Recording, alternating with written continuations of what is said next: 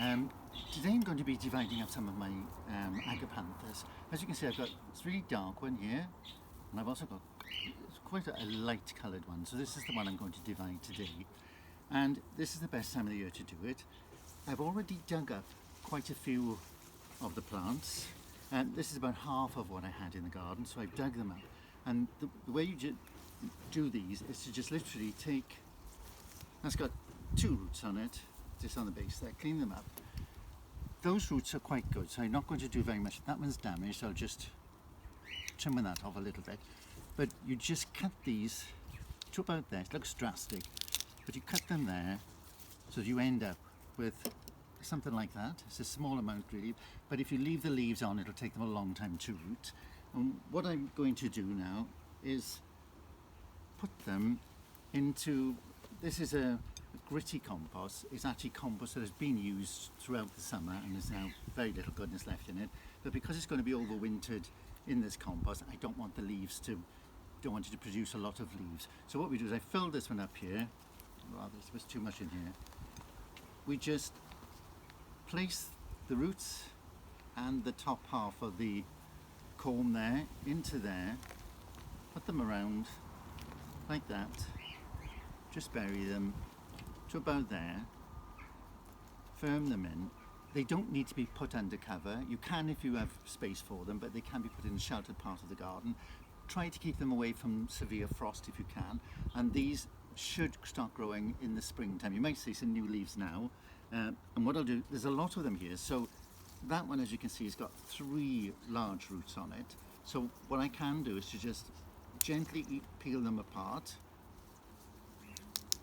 like that, so you've got nice roots on there, and the same, you'll just take the foliage off the top, cut that there, and you keep doing that with as many as you like.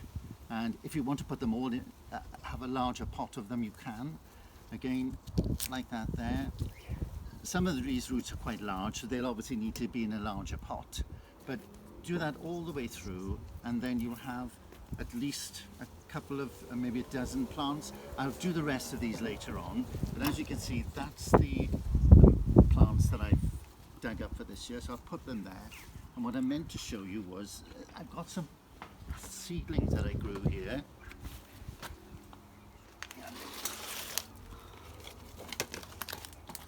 These were planted in the spring, and as you can see, they've done quite well, quite a fair bit of growth on them. It will take about 3 to 4 years for these to flower. You can't guarantee what you will have, because Agapanthus don't come true from seed. So these could be pale blue, they could be dark blue, they could be tall or short, but you will have at least quite a selection of them. So those were seeds from these. As you can see with this here, these would have been the seed pods that produced this year. I allowed them to dry and then put them in a paper bag, and in the spring you can plant them, and you can get, these were from probably 2 or 3 of these. So that's another way of increasing your stock, and it's quite good because you won't know what you got. And another thing I've got to show you today was I've just been out and I bought this Perovskia. It was reduced in the garden centre, and obviously it's looking very leggy and it needs to be trimmed, but failing that it is going to be fine. There's some new shoots all down the stems, so I'm just going to cut this off, and then I'll show you that now. I'm going to take a few cuttings from it. You can just hold the whole thing like that, snip it off like that, and this will start to probably put new shoots on in a couple of weeks, but I mainly want it for next year. And all of this, I'm not going to waste it. So what you could do with this is you can do what they call heel cuttings. That's quite a long one there, but a heel cutting is where you have the main stem, and then you peel this down to the side there, and as it says, there's a little heel there. So you've got that heel cutting there, you pinch the tip out there, pull the lower leaves off like that, and I'm going to use the same compost that I used here, and then obviously I shall put them, take a few of these around there. So that's a heel cutting, but you can also do what they call a nodal cutting, and a nodal cutting is where you have These are called little nodes in between the leaf joints. So you can cut just below the leaf joints there, peel those off, and cut it probably about the top one there.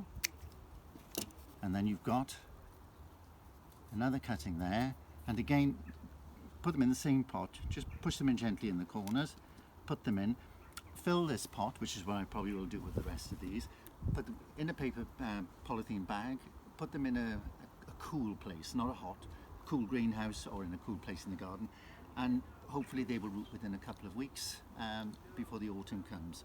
So hopefully that will give you a little bit of something to do at the moment, and then I'll be doing a few more things later on.